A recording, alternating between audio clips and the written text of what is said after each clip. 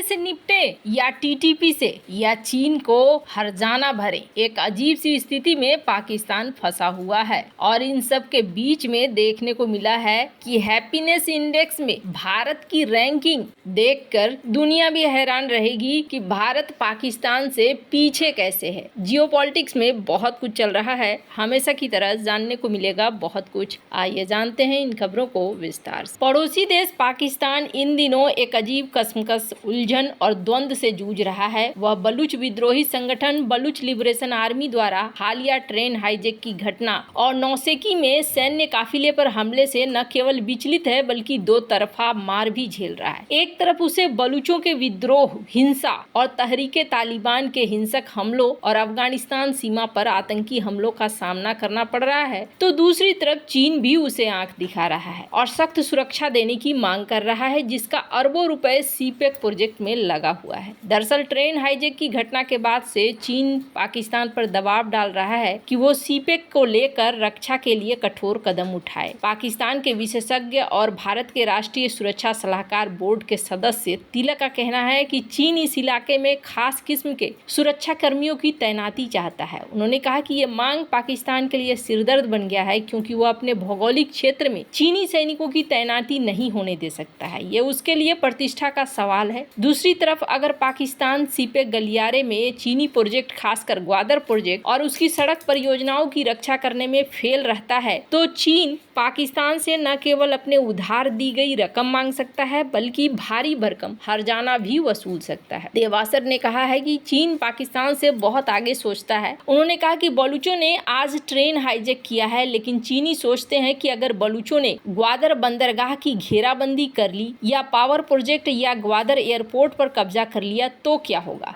दरअसल चीनी दूर की सोचते हैं। इनका कहना है कि इसलिए चीन ने पाकिस्तान को कड़े शब्दों में सुरक्षा के मोर्चे पर चेतावनी दी है, उससे अपने लोगों और अपने ठिकानों की रक्षा करने या अपनी सेना तैनात करने की मांग रखी है, जैसा कि श्रीलंका के हम्बनटोटा बंदरगाह पर है। लेकिन यह पाकिस्तान को नागवार लगा है। उसे अपने भौगोलिक क्षेत्र में चीनी सैनिकों की तैनाती करने से परहेज है, क्योंकि यह उसकी साख और प्रतिष्ठा का सवाल है। उन्होंने कहा कि ऐसी स्थिति में प्राइवेट सिक्योरिटी एजेंसी के जरिए चीनी अपनी पीएलए की तैनाती पाकिस्तान में करवा सकता है। देवासर का कहना है कि पाकिस्तान कभी अंदर झांक कर नहीं देखता है कि उनके अंदर क्या कमी है, लेकिन 1947 से ही दूसरे देशों, खासकर भारत को हर छोटी बड़ी समस्या के लिए जिम्मेदार ठहराता रहा है। उन्होंने कहा कि बलूच अलग देश की मांग कर रहे हैं, जबकि उसी प्रांत में टीटीपी अपने शरिया कानून और बाकी अपनी चीजें थोपना चाहते हैं। इसलिए बलूचिस्तान में ही पाकिस्तान के कई मोर्चों पर लड़ रहा है। बीएलए से जुड़े दर्जनों विद्रोहियों ने पिछले हफ्ते बलूचिस्तान में एक सुरंग के अंदर रेलवे ट्रैक उड़ा दिया और जाफर एक्सप्रेस हाईजैक कर लिया, जिसमें 440 से अधिक यात्री सवार। बाद में इन सभी यात्रियों को बंधक बना लिया गया था। इस हमले में 26 यात्री मारे गए थे। सुरक्षा बलों ने एक जटिल निकासी अभियान के बाद 33 हमलावरों को मार गिराया और बंधकों को छुड़ा लिया। पर समस्या ये है ना कि पाकिस्तान की मुश्किलें कम नहीं हो रही है। पाकिस्तान के खैबर पख्तूनख्वा के मुख्यमंत्री अली अमीन ने पाकिस्तान की सेना और सरकार की नीतियों का खुलकर विरोध किया है। सीएम ने कहा है कि वे अब पाकिस्तान आर्मी को खैबर पख्तूनख्वा में किसी भी तरह के मिलिट्री ऑपरेशन की इजाजत नहीं देंगे। इमरान खान की पार्टी पीटीआई के नेता मुख्यमंत्री अली अमीन ने अपने फैसले की वजह भी बताई। मुख्यमंत्री ने कहा कि पाकिस्तानी सेना जितनी आतंकी मारती है, उससे ज्यादा आतंकी अफगानिस्तान से पाकिस्तान में घुस आते हैं। एक निजी टीवी चैनल के साथ इंटरव्यू में इन्होंने कहा कि उनकी सरकार खैबर पख्तूनख्वा में आर्मी को किसी भी तरह की मिलिट्री ऑपरेशन चलाने की अनुमति नहीं देगी, क्योंकि जितने आतंकवादी मारे जाते हैं उतने ही अफगानिस्तान से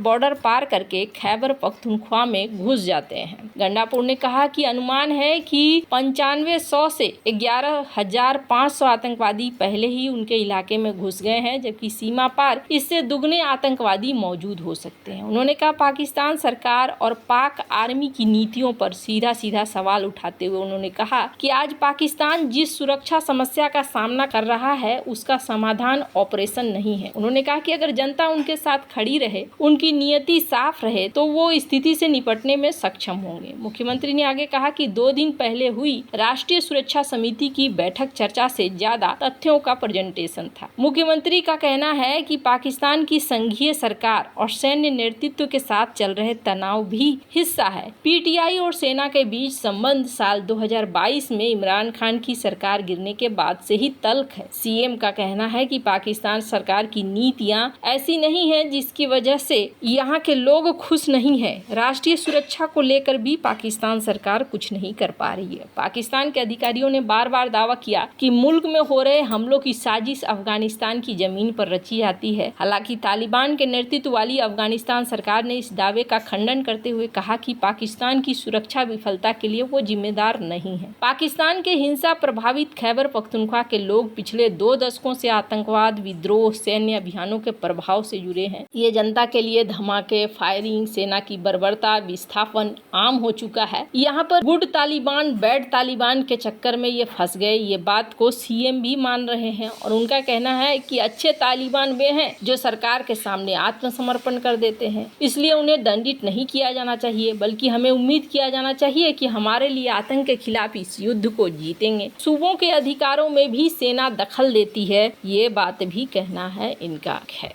अब जहां एक तरफ पाकिस्तान के अंदर ऐसी परिस्थितियां बनी हुई है, वहीं दूसरी तरफ अगर एक रिपोर्ट को देखेंगे तो आपको अजीब सा लगेगा। यहाँ कहा जा रहा है कि साल 2025 का हैप्पीनेस इंडेक्स आया है, भारत के लेवल में सुधार देखा गया है। इस रिपोर्ट में भारत का स्कोर 2021-23 के 4.0 से बढ़कर 2022-24 में 4.3 हो चुका है और रैंकिंग भी 143 देशों में 126वीं है और जो पहले 147 देशों में 118 अब पहुंच गई है। ये रिपोर्ट ऑक्सफोर्ड यूनिवर्सिटी के वेलबीइंग रिसर्च सेंटर द्वारा जारी की गई है, जो गैलप वर्ल्ड पोल के आधार पर लोगों के जीवन का मूल्यांकन मापती है। इसमें लोगों से पूछा जाता है कि वे अपने जीवन को 0 से 10 के पैमाने पर कैसे देखते हैं, जहां 10 सर्वश्रेष्ठ, 0 सबसे खराब स्थिति को दिखलाता है। हालांकि भारत की स्थिति में सुधार हुआ है, लेकिन अभी भी पड़ोसी देशों जैसे नेपाल, पाकिस्तान से पीछे है। रिपोर्ट में यह भी कहा गया कि फिनलैंड लगातार 8वें साल दुनिया का सबसे खुशहाल देश बना हुआ है, जबकि अफगानिस्तान सबसे निचले पायदान पर है। भारत में खुशी के स्कोर में ये मामूली बढ़ोतरी सामाजिक समर्थन, जीवन प्रत्याशा, स्वतंत्रता, उदारता और भ्रष्टाचार के धारणा जैसे कारकों पर है। हालांकि ये रैंकिंग 6 कारकों के किसी सूचकांक पर आधारित नहीं है, जिससे इसकी मेथोडोलॉजी पर भी सवाल उठता है। जैसे कि वर्ल्ड बैंक के डेटा के अनुसार भारत की प्रति व्यक्ति आय $2,480 है, पाकिस्तान की 1,365 से कहीं अधिक। पाकिस्तान की खुशी का स्कोर भारत से बेहतर है। इसी तरीके से विश्व स्वास्थ्य संगठन के डेटा की बात करें तो भारत में जीवन प्रत्याशा है 58 साल और पाकिस्तान में 56 साल। इसमें भी भारत आगे है। इसके बावजूद